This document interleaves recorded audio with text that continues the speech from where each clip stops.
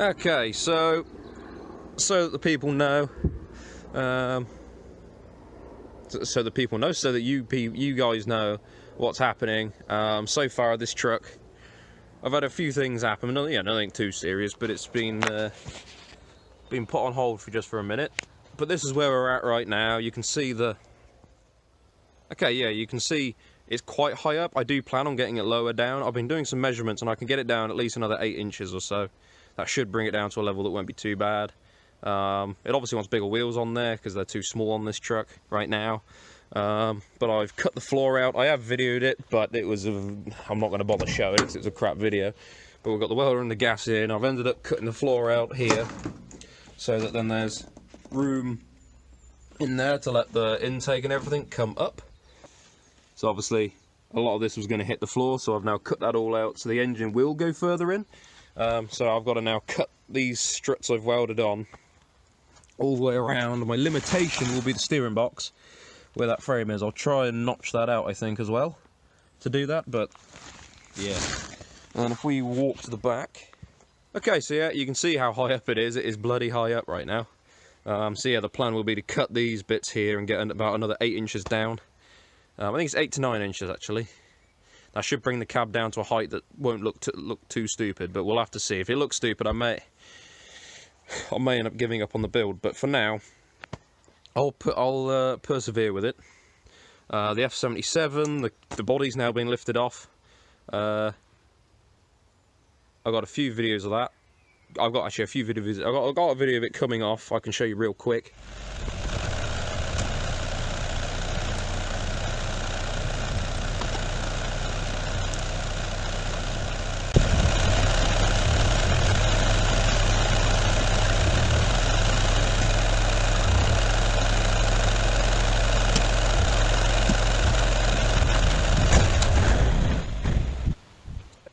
This is going to work very well, but we'll try.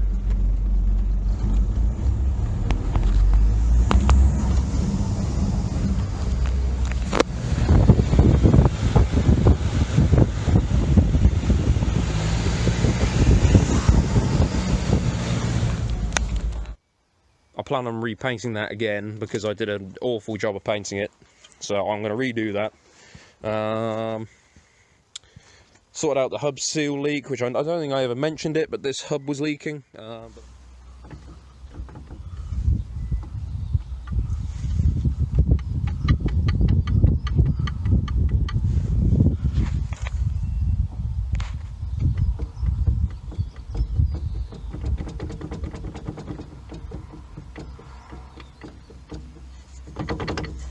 That's not good.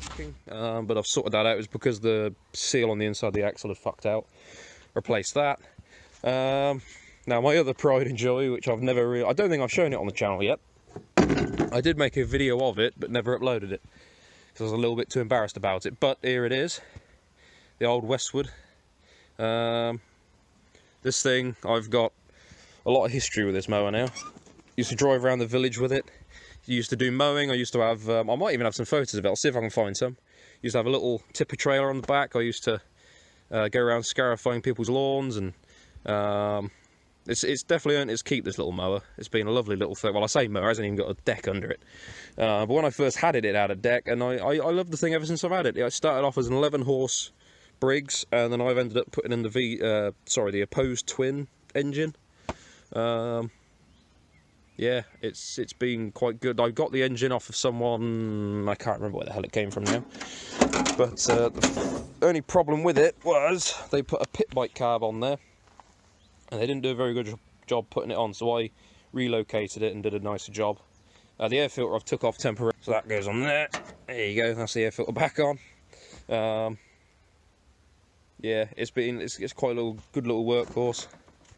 Like I say, it's done me well. Thing does, see, I geared up the ratios, so it does, I think it was about 30 miles an hour it'll do flat out.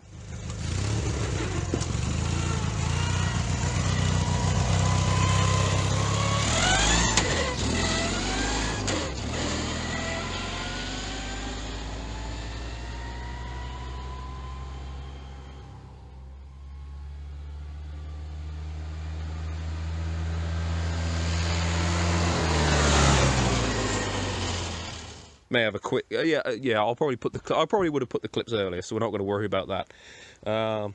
Yeah, so I've sort of pulled it out of hiding. It's been hiding away for about 2 years. Put some petrol, started straight up, no issues.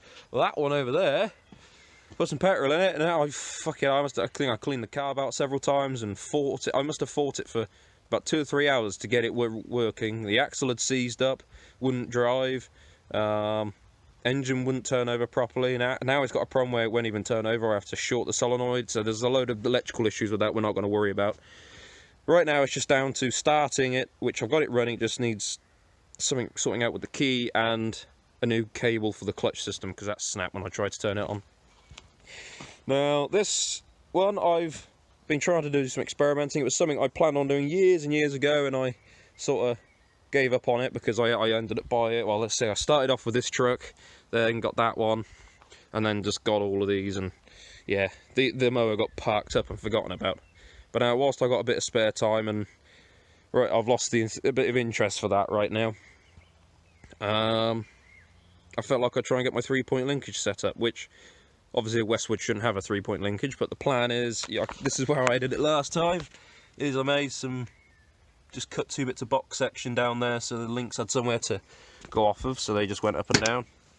And I did buy these electric actuators, which it worked once, I stood on it and it broke it.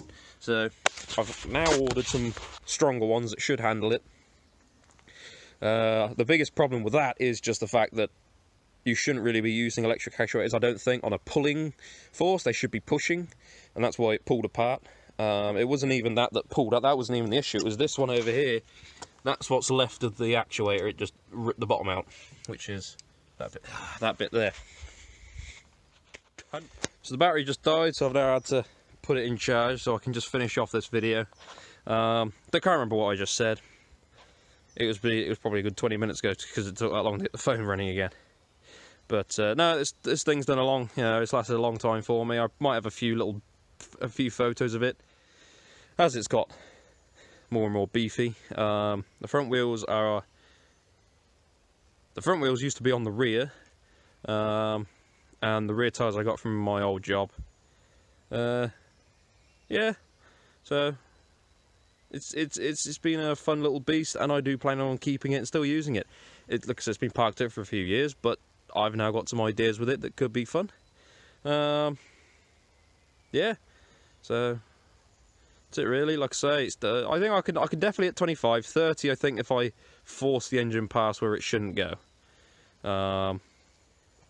I have had it faster than that. I did have the gearing so fast it was able to do 45, 50 mile an hour. But the steering was so vague at the front that it caused a very dangerous drive. So I'm not going to be doing that again. But yeah, she's been a fun little tractor, mower, whatever you want to call it. And I do plan on keeping many years. Probably use it around the field, do a bit of topping. That's what I plan on doing. The deck that used to be underneath it, I plan on putting on the back, because there ain't enough room underneath now for the deck, and there's no pulley system for the deck, so I'll have to put it at the back here, on the 3-point linkage, have a separate engine to run the deck, and yeah, that's basically it. That's the plan. Also, I got a little plough, so it could be fun using the little plough. And so the plough I took off, and I plan on now making it fit the 3-point linkage, and see if it'll plough. Yeah, so anyway, like I said, I just wanted to make this video to update everyone who may actually... So yeah, I wanted to make this video to update everyone so they know what's happening. So yeah, that is sort of on hold for a minute. That's waiting for spray guns to be able to paint the body, repaint the body. This is now waiting for the little electric actuators. Yeah, so if there's anything you want me to see doing with this mower, and I'm interested in doing it, then leave a comment and all that stuff, and yeah, job done.